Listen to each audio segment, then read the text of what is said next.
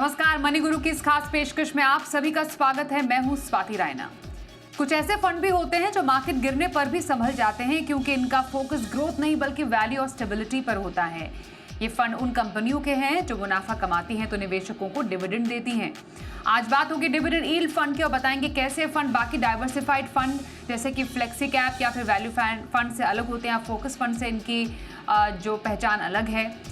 इसी पर बातचीत करने के लिए हमारे साथ दो खास एक्सपर्ट्स हैं, उनका स्वागत करते हैं शो में। आईसीआईसीआई प्रू एएमसी के सीनियर फंड मैनेजर मितुल कलावाड़िया हमारे साथ हैं और ऑप्टिमा मनी के एमडी पंकज मटपाल। दोनों एक्सपर्ट्स का बहुत स्वागत करते हैं आज मनी गुरु में हमारे साथ इस शो में शामिल होने के लिए। आज एक ऐसी कैटेगरी की बात हम करने जा रहे हैं, डिविडेंड यील्ड फंड, जिसके ज़्यादा फंड्स तो नहीं है, शायद बहुत ज़्यादा पॉपुलर भी नहीं है, या ये भी कहे कि निवेश के मामले में बहुत ज़्यादा इनफ्लो भी महीना दर महीना नहीं आता है, लेकिन इसकी एक अलग पहचान ज़रूर है। मैं इसलिए सबसे पहले पंकज जी आपसे जानना चाहूँगी, डिविडेंड यील्ड फंड, ऐसे फंड्स को कैसे पहचानें? नमस्कार स्वाति जी, नमस्कार मितुल जी। देखिए स्वाति जी, ऐसा है कि जो डिविडेंड यील्ड फंड है, कई बार इन्वेस्टर्स ये सोचते हैं कि इस फंड में आपको डिविडेंड मिलेगा रेगुलरली, पर ऐसा कुछ नहीं है। एक ऐसी कैटेगरी है जहां पर फ्लेक्सी कैप की तरह ही फ्लेक्सिबिलिटी है कि across the market segment, across the sectors invest किया जा सकता है।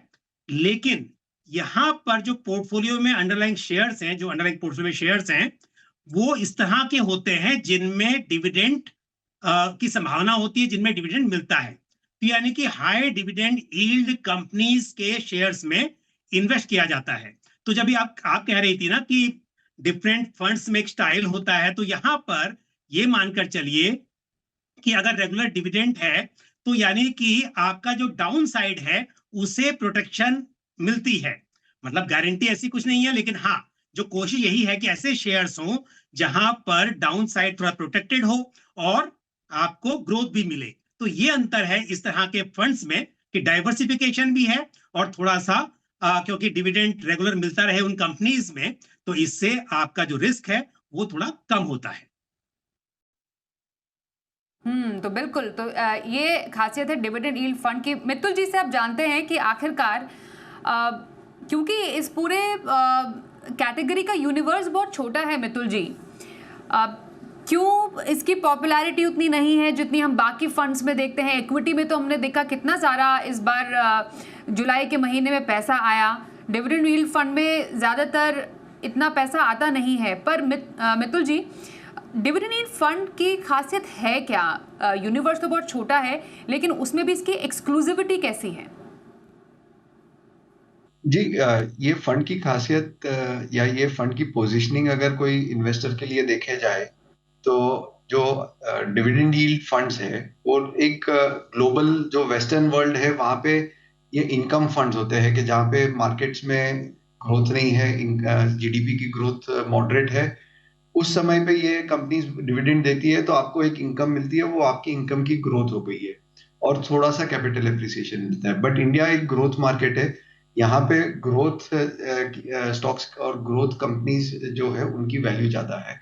कंपनीज जो है वो अपने सेगमेंट में ग्रो कर पा रही है। सो बहुत ही कम चुने सेगमेंट्स है इंडिया में जहाँ पे ग्रोथ नहीं हो पा रही है, तो कंपनीज बहुत ज्यादा इन्वेस्ट नहीं कर रही है अपने बिजनेस में।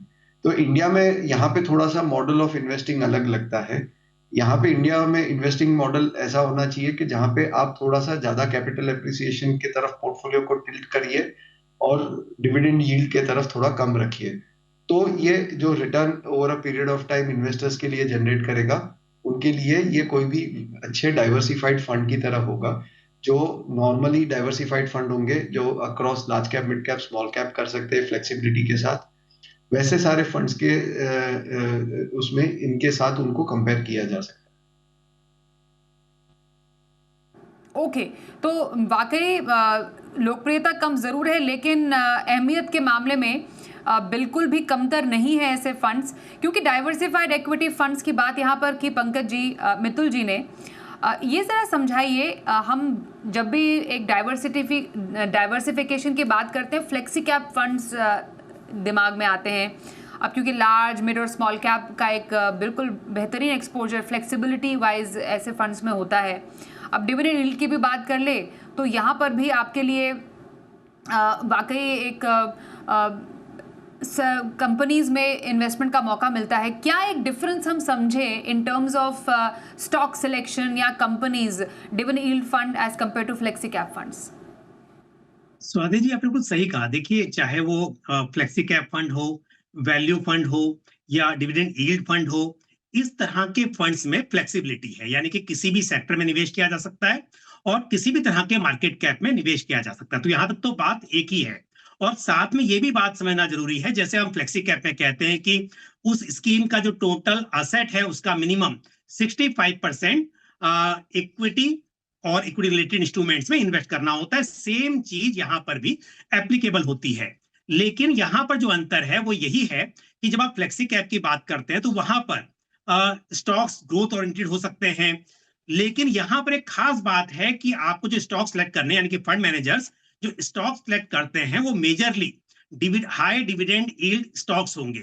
तो ऐसे स्टॉक्स जहां पर डिविडेंड हिस्टोरिकली मिलता है, मिलने की संभावना है, वो स्टॉक्स यहां पर रहेंगे। तो अंतर ये आएगा जब बात होती है फ्लेक्सी कैप की, वहां यूनिवर्स बड़ा हो जाता है क्योंकि वहां पर फिल्टर इतने ज्यादा नहीं है। तो यहां पर ये बात है कि आपको पहली बात तो स्टॉक्स डेफिनेटली जो सिलेक्शन का क्राइटेरिया होता है कि जिनसे आप उम्मीद करते हैं वो स्टॉक्स परफॉर्म करेंगे, उन्हें आप सिलेक्ट करते हैं। और विद इन दैट आपको अब ये देखना है कि वो स्टॉक्स जहां पर डिविडेंड की ज्यादा संभावना है।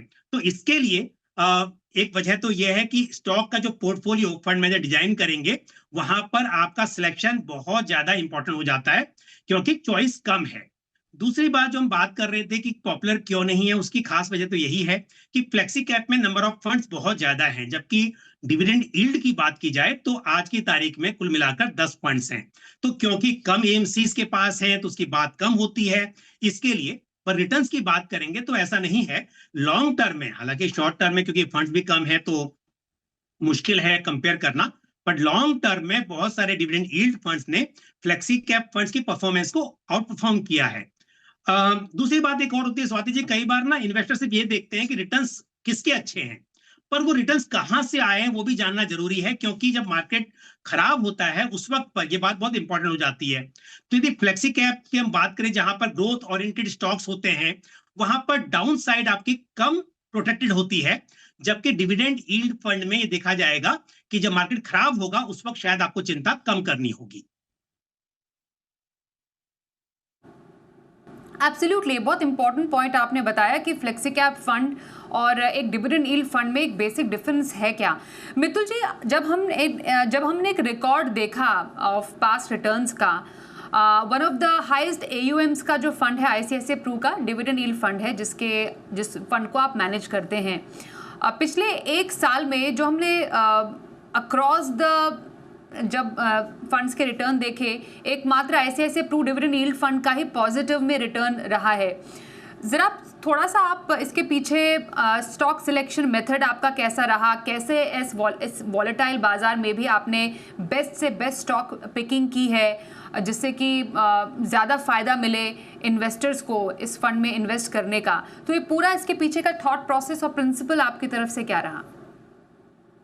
जी, पहला तो जो 1 से 2 साल पहले हमारे ये फंड में काफी सारे पीएसयू स्टॉक्स का एलोकेशन था। उसके अलावा काफी सेक्टर वाइज स्क्यूड बेट थे कि कुछ सेक्टर्स में बहुत ज्यादा निवेश करके रखे थे। इनके साथ साथ लार्ज कैप, मिड कैप और स्मॉल कैप के एलोकेशन में देखेंगे तो मिड एंड स्मॉल कैप का एलोकेशन भी ज्यादा था। लास्ट ईयर जब भी मार्केट रैली हुई थी और वैल्यूएशन सब स्टॉक्स के अक्रॉस बहुत बढ़ गए थे, तभी हमने देखा कि वैल्यूएशन बहुत बढ़ गए हैं। यील्ड जो है, dividend yield mid cap small cap में काफी कम हो गई है, काफी लो हो गई है। तो हमने अपना जो अच्छा परफॉर्मेंस था मिड कैप स्मॉल कैप में उसको लॉक करके वहां पे मिड एंड स्मॉल कैप का एलोकेशन कम कर दिया। अब लास्ट ईयर के पॉइंट से आज तक यहाँ तक देखेंगे तो मार्केट का return almost flat to negative जैसा है, क्योंकि मार्केट लास्ट ईयर जो टॉप बनाया उसी के आसपास अभी भी उसको क्रॉस नहीं कर पाया है। तो जो मिड एंड स्मॉल कैप और वहां से mid and small cap down है, तो जो मिड एंड स्मॉल कैप का अच्छा परफॉर्मेंस था उसमें से हमने जब भी एलोकेशन लार्ज कैप की तरफ शिफ्ट किया तो वो एक कॉल जो थी बहुत अच्छी रही, जिससे जो इन्वेस्टमेंट में जो फायदा हुआ था वो फायदा को हम लॉक करके रख सके। उसके अलावा क्या था, दूसरा एक पॉइंट ये था कि जैसे पंकज जी ने बताया कि यहाँ पे थोड़ी सी वैल्यू ओरिएंटेड स्टाइल होती है, तो जब भी मार्केट वॉलेटाइल हो जाते हैं और मार्केट गिरते हैं तो जो डिविडेंड यील्ड स्टॉक्स होते हैं थोड़े से कम वॉलेटाइल रहते हैं। सो उस चक्कर में इनकी जो गिरावट हुई थी वो कम हुई थी। सो ये दो फैक्टर ने ओवरऑल पोर्टफोलियो को हेल्प किया। अलोंग विद दैट पोर्टफोलियो की जो एलोकेशंस थी बिटवीन सेक्टर्स और जो चेंज किए थे अक्रॉस सेक्टर्स, उनका भी फायदा काफी रहा है पोर्टफोलियो के रिटर्न। इनफैक्ट क्योंकि मितुल जी ने बात यहाँ पर वैल्यू स्टॉक्स की पंकज जी इसी बात को आगे बढ़ाते हुए कई बार ऐसा होता है कि डिविडेंड यील्ड स्टॉक्स को वैल्यू स्टॉक्स में कहा जाता है, तो एक डिविडेंड यील्ड फंड एक वैल्यू फंड से किस मायने में फिर अलग हो जाता है इन टर्म्स ऑफ स्टॉक सिलेक्शन? काफ़ी तो मितुल जी ने बताया, पर अगर हम फंड लेवल पर इसको समझने की कोशिश करें तो वो डिफरेंशिएटिंग फैक्टर क्या रहता है सर? देखिए, जब वैल्यू स्टॉक की बात होती है तो वहां बात होती है कि अपने इंट्रिंसिक वैल्यू के वो करीब है या उसके नीचे है, तो यानी कि क्लोज टू वैल्यूएशन, जो उसकी वैल्यूएशन है फेयर है। तो वैल्यू स्टॉक में जरूरी नहीं है कि वो जो स्टॉक्स हैं उनकी डिविडेंड पेइंग हिस्ट्री हो या वो डिविडेंड देते हो, ऐसा जरूरी नहीं होगा। बट जब बात आएगी डिविडेंड यील्ड फंड की, तो यहाँ पर आपके जो मेजर स्टॉक्स है पोर्टफोलियो में, वहां पर एक बात तय है कि वो डिविडेंड यील्ड स्टॉक्स होंगे। तो ये मेजर फर्क है। ये बात तो सही कहा आपने कि अगर वो रेगुलर डिविडेंड देते हैं, इसका मतलब कैश रिच कंपनीज हैं, वो कैश रिच कंपनीज होंगी तभी वो डिविडेंड देंगी। तो ये बात तो तय है। बट जो हम वैल्यूएशन की बात कर रहे हैं, तो ऐसा नहीं है कि ये प्राइस टू बुक या पीई मल्टीपल्स की हम बात करें, तो वहां पर जब वैल्यू फंड्स की बात होती है, वैल्यू स्टॉक्स की बात होती है, वहां पर ये बात देखी जाती है। पर अगर आप डिविडेंड यील्ड की बात कर रहे हैं तो मेजर फोकस जो है वो कैश रिच कंपनीज होंगी, स्ट्रॉन्ग बैलेंस शीट्स होंगी, ताकि वो रेगुलर डिविडेंड दे पा रही है। तो ये जो बात मैंने भी बोली ना स्वाति जी, ये इसलिए भी इंपॉर्टेंट हो जाती है। जो बात कर रहे थे डाउन साइड आपका थोड़ा प्रोटेक्टेड होता है, रिस्क कम होता है, क्योंकि मेजरली स्टॉक्स जो होते हैं वो कैश रिच कंपनीज होती हैं। तो इसका मतलब उनके फाइनेंशियल्स बहुत मजबूत हैं। ओके, तो फाइनेंशियली स्ट्रॉन्ग जो कंपनियां हैं वो काफ़ी ज़्यादा यहाँ पर सिलेक्ट की जाती है। मैं मितुल जी यही आपसे समझना चाह रही थी कि ये जो पूरा डिविडेंड यील्डिंग स्टॉक्स का जो यूनिवर्स है, क्या इसमें सिर्फ आप एक जो लार्जली इस्टेब्लिश्ड कंपनीज हैं उन्हीं को प्रेफर करते हैं या देखते हैं स्टॉक पिकिंग में, या फिर जो मिड और स्मॉल कंपनीज हैं वो भी आपके रडार में रहती हैं? साथ ही आजकल के मार्केट के सिनारियो में किस तरीके की जो स्टॉक सिलेक्शन है वो प्रेफरेंस रहती है एक फंड मैनेजर की? इसमें जो प्रेफरेंस है, हमारी एक स्टाइल है इन्वेस्टिंग करने की। हम कैश फ्लो यील्ड और डिविडेंड यील्ड का कॉम्बिनेशन करके देखते हैं कि कौन सी companies attractively relative to each other दिखती है। तो ये रेगुलर बेस पे हम मॉडल रन करके देखते हैं कि कौन सा सेक्टर या कौन से स्टॉक्स रिलेटिवली ज्यादा अट्रैक्टिव दिख रहे हैं, एंड अकॉर्डिंगली हम अपने पोर्टफोलियो की साइजिंग को उसको रेगुलरली चेंज करते हैं। इसके अलावा मिड एंड स्मॉल कैप जो है वो भी एक रिलेटिवली देखा जाता है। जैसे अगर आप देखेंगे पोस्ट कोविड 2020 के टाइम पे, ये फंड में मिड एंड स्मॉल कैप का लेवल था अराउंड 45%, और वहां से आज जो है वो है करीबन अराउंड 15 से 20% के बीच में। ये जो मेजर चेंज है वो डिपेंडिंग ऑन वैल्यूएशंस और डिपेंडिंग ऑन कैसा यील्ड है इन स्टॉक्स का, उसके ऊपर है। तभी स्टॉक्स के यील्ड बहुत अट्रैक्टिव थे mid and small cap side पे, तो हमारे पास काफी सारे mid and small cap stocks थे। उसके अलावा जब भी हम कोई सेक्टर में भी इन्वेस्ट करते हैं जहां पे सेक्टर व्यू पॉजिटिव है, वहां पे सेक्टर में भी देखते हैं कि relatively mid and small cap के क्या यील्ड है, लार्ज कैप के क्या यील्ड है। अगर मिड एंड स्मॉल कैप के यील्ड अट्रैक्टिव हो और ग्रोथ भी ज्यादा हो, तो वो स्टॉक्स को प्रेफर करते हैं। जब भी उनकी यील्ड कम हो जाती है और ग्रोथ में ज्यादा डिफरेंस ना हो, तो फिर लार्ज कैप को प्रेफर करते हैं। तो ये एक कॉन्शियस डायनामिकली कॉल लेते हैं कि इसको रेगुलरली हम इवेल्युएट करते हैं और देखते हैं कौन सा रिलेटिवली कहाँ बेटर है। थोड़ा सा ग्रोथ और ग्रोथ और यील्ड, डिविडेंड यील्ड और कैश फ्लो यील्ड को कंबाइन करके ओवरऑल देखते हैं कि क्या सिनेरियो रिलेटिवली बेटर है। कमिंग टू आपने पूछा कि ये मार्केट में कैसे है, तो ये मार्केट हो या अलग मार्केट हो, फ्रेमवर्क यही रहेगा कि आप रिलेटिवली देखिए कौन सा स्टॉक्स और सेक्टर्स रिलेटिवली यील्ड में अट्रैक्टिव दिख रहे हैं। तो इसमें क्या होता है कि जो स्टॉक्स बहुत ज्यादा चल जाते हैं, बहुत ज्यादा ओवर वैल्यूड हो जाते हैं, उनकी यील्ड कम हो जाती है, तो वहां से निकल के जो स्टॉक्स में जहां पे हमें लगता है कि डाउनसाइड कम होगा या रिलेटिवली यील्ड्स बेटर है, तो वो स्टॉक्स में हम जाके इन्वेस्ट करते हैं। तो ये फ्रेमवर्क अक्रॉस मार्केट सेम रहता है, खाली एक रिसेशन वाले पीरियड में ये फ्रेमवर्क थोड़ा सा सही नहीं कर पाएगा। तो वहां पे हमको थोड़ा सा और बॉटम अप करके उसको देखना होगा कि कहाँ पे रिसेशन इम्पैक्ट ज्यादा होगा। एब्सोल्युटली। तो ये एक फंड मैनेजर की स्ट्रैटेजी डिविडेंड यील्ड फंड में कैसे रहती है, ये हमने मित्तुल जी से समझा। एक छोटा ब्रेक लेते हैं, ब्रेक के बाद जरा समझेंगे आपके पोर्टफोलियो में डिविडेंड यील्ड फंड की पोजीशनिंग कैसे होनी चाहिए, कैसे इन्वेस्टर्स के लिए एक डिविडेंड यील्ड फंड बेहतर साबित हो सकता है। इस पर चर्चा थोड़ी देर में, बने रहिए हमारे साथ।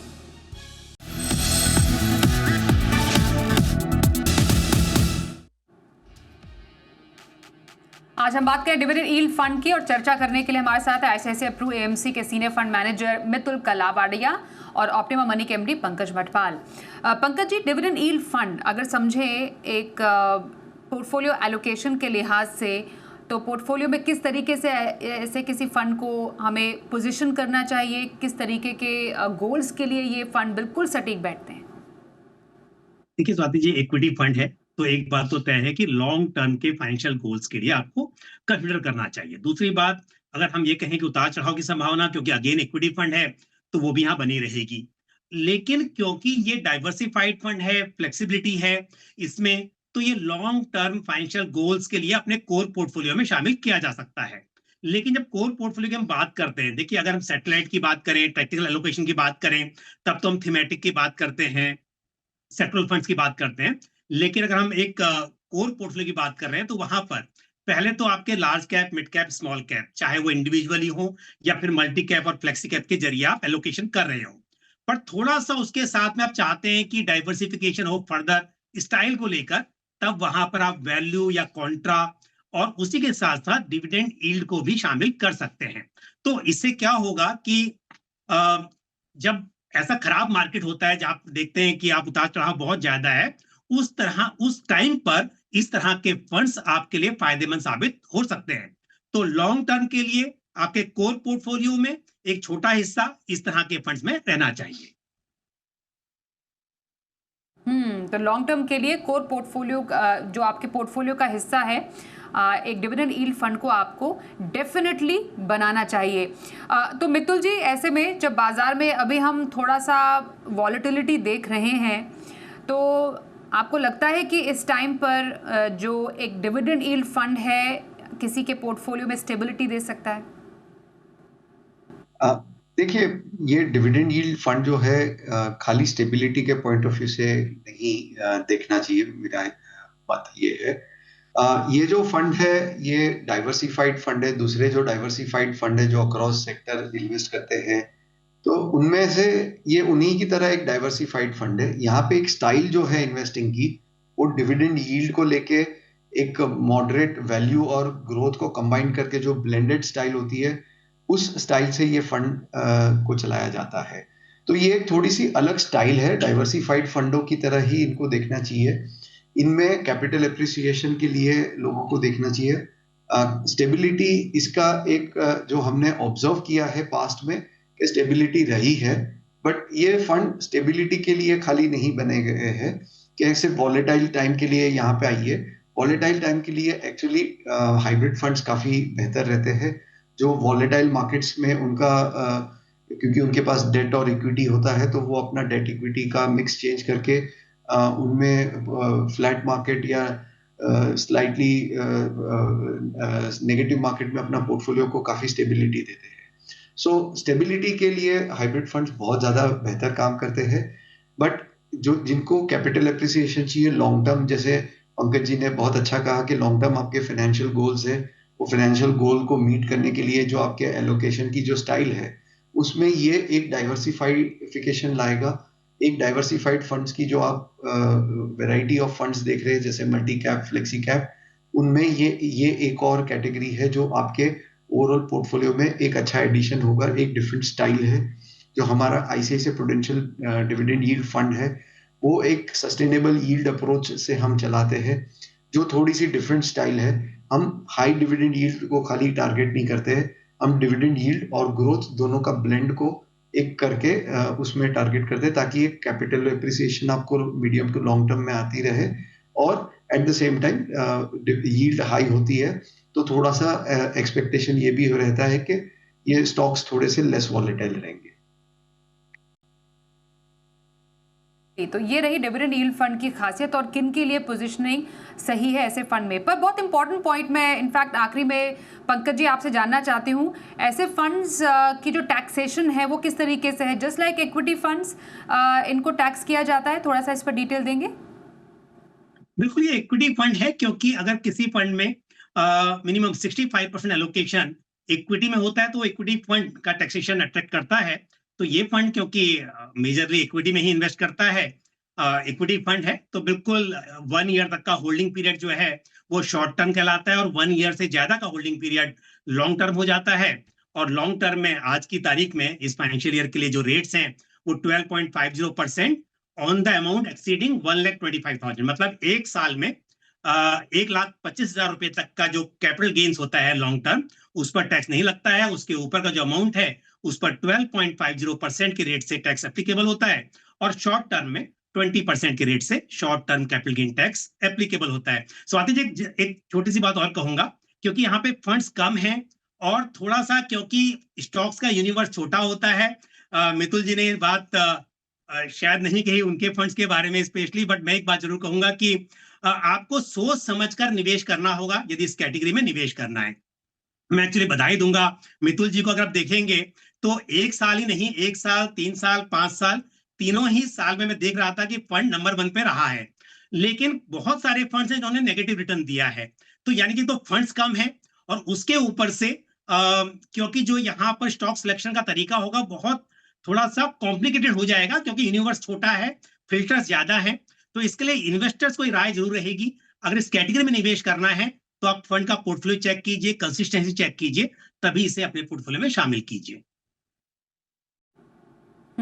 बिल्कुल। तो टैक्सेशन के लिहाज से, स्टॉक सिलेक्शन के, फंड सिलेक्शन के लिहाज से, क्योंकि सिर्फ 10 फंड्स हैं, तो ऐसा नहीं है कि आपके लिए सिलेक्शन आसान हो जाता है, और भी ज़्यादा डिफिकल्ट हो जाता है कि बेस्ट से बेस्ट फंड कैसे चूज़ कर सकते हैं, जिसमें हमारी मदद हमारे दोनों एक्सपर्ट्स ने आज की है। मितुल जी और पंकज जी, आप दोनों का बहुत धन्यवाद हम करेंगे डिविडेंड यील्ड फंड्स पर हमारे साथ चर्चा करने के लिए और इसकी बारीकियां समझाने के लिए। वक्त एक छोटे से ब्रेक का भी हो गया है, देखते रहिए जी बिजनेस।